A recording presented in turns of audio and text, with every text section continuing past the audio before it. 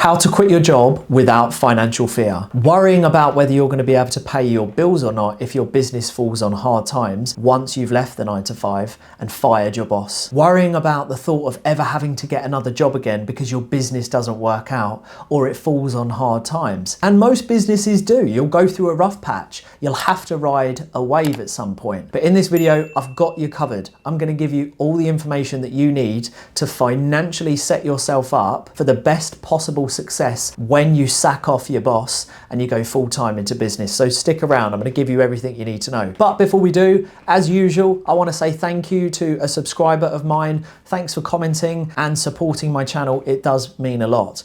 So let's get into this.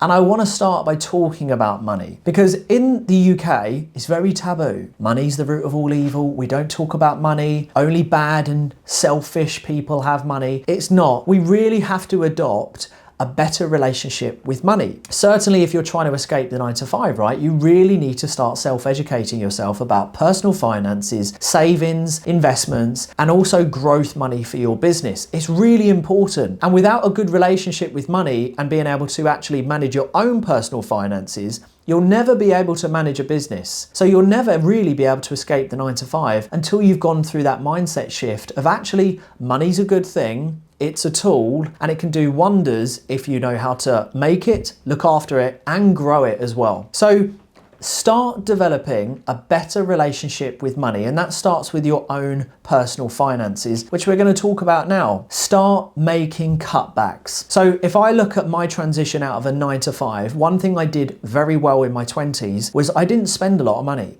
I never have. Even to this day, I'm wearing Primark joggers. I've got my company jumper on. I've got a Primark t-shirt on under this. I've never been one to keep up with the Joneses.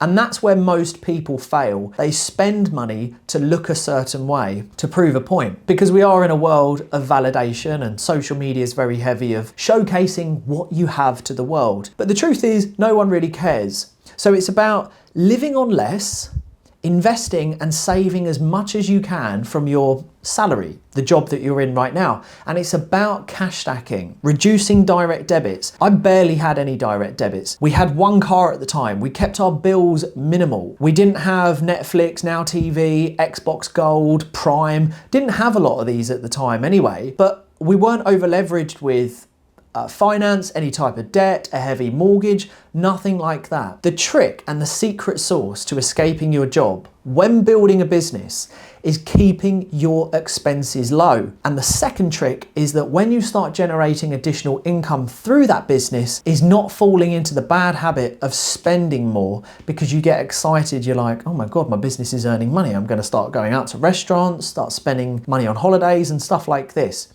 You really have to live frugally for 12, 15, 18, 24 months to give yourself the best chance of financially floating with comfort whilst building your business and then eventually leaving your job. Again, it's about a relationship with money and not feeling the need to keep up with the Joneses, because remember, the Joneses are broke. Money is not evil, it's a tool to be used, use it in the right way. So make the cutbacks necessary. That's what I did in my 20s and I was very good at it. Now, the next thing is actually the management of money and the setup. So this is something that you're going to have to write down or perhaps pause this video, and I'll have some pop-ups which I'll showcase later in this video. Number one is your emergency fund. You do need an emergency fund, and this is the first thing that you need to start saving towards whilst you're in your full-time job. And I would recommend you have no less than 6 months minimum of your full expenses that leave your household every month. That's going to be different for all of you. And some of you might think, oh my God, 6 months, I need 6 grand, I need 10 grand, I need 20 grand. It doesn't matter, that's what you have to aim towards. I can't give you an exact number because we all have different financial circumstances, but aim for 6 months minimum. The ideal number to have is 12 months of full income, or sorry, full expenses of what goes out. That is the first thing that you need to aim towards. You're working, you're building your business, you're trying to generate income, great, do all of that, but get minimum of 6 months in a savings account or a current account that you open up, and I'll tell you about opening up more accounts shortly, and have 6 months minimum of full expenses. That is going to give you that really nice comfort feeling of you haven't got to worry and have this huge amount of pressure when you leave your job, and you've got that money there just to cover you. Because you can do a lot in 6 months, but if you've got 12 months minimum expenses, you're really going to be able to breathe. And running a business and growing a business is all about clarity and not being crushed under the pressure. The number 2 fund that you need to have is your maintenance fund. So the emergency fund, just to clarify, is purely to cover all of your household bills and any kind of other expenses that you have. But hopefully they're only the mandatory expenses, because as I just said to you, live on less, save and invest the rest. You should have weeded out all the unnecessary direct debits and where you're over leveraged financially. So it should just be the things that you need to spend money on. The maintenance fund is a secondary fund, which means you don't dip into your emergency fund. So for example, the second pot, which is your maintenance, or the Americans call it sinking fund, is things for if a washing machine breaks, or you need 4 new tires on a car, or the white goods in the kitchen, or a roof, a tile comes off the roof, or something unexpected, which is classed as like a miscellaneous payment. That's what the maintenance fund will cover you. Or you need a plumber to come out, or the electrics have gone in the house. That's what that fund is for. Because the maintenance fund will stop you dipping into the emergency fund, because that's the most important one, to allow you to live and pay your bills for the longest period possible. So the maintenance fund stops you dipping into that. And in terms of how much should you have in the maintenance fund, well, this is kind of a breakdown I've done. Imagine 2 MOTs that you need to pay for 2 cars, 8 new tyres. So whatever that costs you for your car. So if you've got a Range Rover, you're looking at 250 quid a tyre. If you've got a Ford Fiesta, it might be £45 a tyre. But consider yourself paying 2 MOTs, you need 8 brand new tyres, and you need a complete change around in your kitchen of all new white goods. Whatever that totals to, that's kind of a figure that you want to aim towards. So I have a dishwasher, tumble dryer, washing machine, fridge, freezer. So whatever that comes to, like 2.5 grand. The car tyres, I'm probably looking at another £1.5 grand, and then 2 MOTs, I'm probably looking at, a couple of £100 quid perhaps. So for me, my maintenance fund at the moment, I always need to make sure I've probably got around, to be on the safe side, about 3 or 4 grand, if not 5 grand.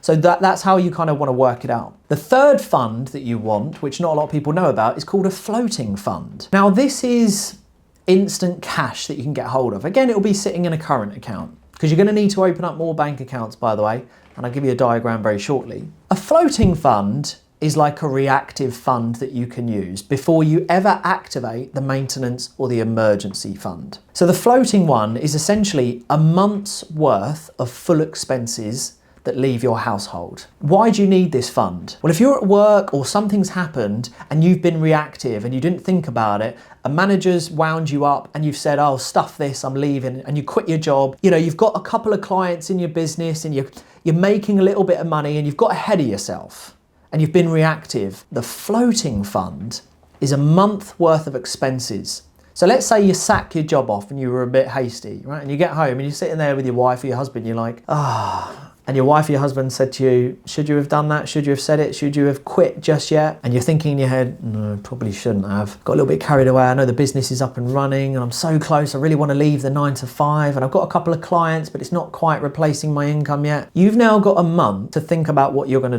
do. Are you going to grovel to get your job back? Potentially. If not, you've got a month to find another job. Maybe a full-time job, maybe a part-time job. Can you pick up some shift work or some cash in hand work just to cover your bills? But that floating allowance is going to give you thinking time for a month before you activate your emergency and your maintenance fund. Rule of thumb, you never really ever want to touch your emergency fund or your maintenance fund. You probably dip into the maintenance side of it. But for me personally, I've never dipped into my emergency fund ever. And I've been saving my emergency fund for, well over 10 years now. I've got enough to stop for a few years and just do nothing. But I keep building it up. It's like the fund that you build up the heaviest, it has the biggest allocation of your funds, but you never want to use it. It's like the secret fund. But if you need to activate it, it's there and it gives you I have comfort. If I was to lose all my clients and I was to go through a dead patch for like 6-7 months, I'm okay because I know that I can bounce back. And if I've got 6-7 months, which I've got a lot more, but 6, 7 months, I'll be back on my feet because I know how to do it. So I've got that comfort. And this is really what you want before you leave your job. So get a floating fund as well. And if you are thinking at this point, oh, Aaron, mate, this is a lot of money I've got to save. This is the reality of it. This is why my videos are reality. I'm not doing any clickbait stuff like, you know, you can leave in like a month, you're gonna make 10K really quick. I'm not that guy. If you want videos telling you that it's gonna be really easy and everything like that, I'm not that guy. And the final fund you're gonna wanna consider is a marketing budget. So it's really important you've got some growth money for the business, whether that be for paid ads, whether that be for a videographer, maybe a freelance team member who's remote working in the Philippines, a full-time VA, I don't know, whatever. You want to outsource some work. It's important that you're also setting a portion of your income through your salary job or through the business that's now earning money, some funds, which is going to grow the business. That's the final one that I would set up. We could keep talking about all the different little pockets and different funds that you could do, but those are the 4. Emergency fund, maintenance fund, floating fund, and some marketing growth funds. Really important. I can't tell you how much you should be setting aside for each of these other than the heaviest allocation should be the emergency fund because that's the creme de la creme, that's the crunks of it, that's the mothership. The marketing growth funds is really important though because you're going to need to grow that business as well, right? And I'm a big believer in outsource the things that you don't have strength in, that maybe your weaknesses. That's important in a business to get it to the stage where you can replace your income. You shouldn't be doing things that you're not very good at because that's going to slow the process of you ultimately getting out the 9 to 5. So I'm going to pop it up on the screen now. You will need to open up more bank accounts. I have 35 bank accounts. So Joe, my editor in front of me, will pop up the thumbnail to my 33 bank accounts. That was at the time of filming, it was 33. Joe's going to pop that up. I'll also include the link for that video at the end of this one. And also, if you now look on screen, there will be a rough banking structure which makes up of 12 accounts, which is like a great setup for someone who is looking to try and escape the 9 to 5. So that's on the screen. Now what I'd like to do is go one step further. If you enjoyed this video, let me know in the comments your key takeaways and what you're going to implement from what you have learned from this video. Also in brackets, if you have Instagram, let me know what your Instagram handle is and I'll DM you and I'll provide you with a free white paper document, which is a step-by-step blueprint. It's about 68 pages long, which I created, and it tells you everything you need to know about escaping the 9 to 5, building a business, how to market yourself, sole trader, limited company, taxes, software to use, automation, AI, sales, how much you can make, different business models, thrive and survive, banking, everything. It's 68 pages long. So leave me a comment of what you really enjoyed about this video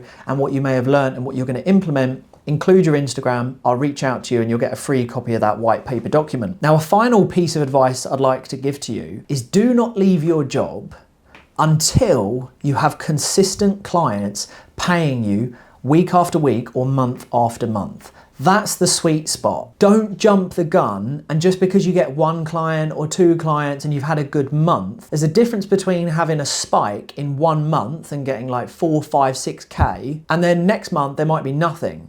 Try and go through 3, 4, 5 months, even max 6 months of reoccurring revenue in your side business, soon to be full business, and then consider leaving. And also once you've got the emergency, the maintenance, the floating and the marketing funds set up. Then at that point, you should be able to quit your job, go full-time into business without the fear and the worry of having to go back to a 9 to 5. Because my God, that was my worry. I remember at the time when I quit my job, although I had this financial comfort and I had reoccurring clients, of course there was a part of me where I was thinking, Aaron, could you imagine if you had to go back and get a job?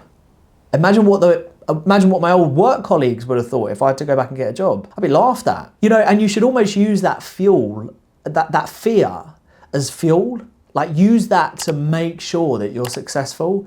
You know, Frank Sinatra said it, the best form of revenge is success. You know, and if you can show your previous work colleagues who might have doubted you, or family members or friends who said, oh, you're never gonna make it. If you get your money right and you keep it quiet, wealth whispers, by the way, keep your money situation quiet. Don't tell everyone about it. Live humbly, live frugally. Don't buy expensive things. Because the really rich people, look at Mark Zuckerberg, Elon Musk. Look what they wear. Just a plain t-shirt, same thing every day. I'm the same. I'm always in gym clothes or my peak performance clothing and in Primark clothing. Does the job. I'm not looking to impress anyone. I just enjoy time freedom. My freedom tells a story, and I hope it will for you as well. 2025 could be a big year for all of you. Don't forget, if you haven't already, go get all of my free stuff in the description. Free communities, free guides, free growth guides, like just loads of free stuff in the link in the bio. If you did like it, please do consider liking and subscribing. Plenty more of these videos to come, which are here just to add value and help you get out the 9 to 5 so that you can live a life by design, my good people. Until next time, I'll catch you on the flip side. Peace out.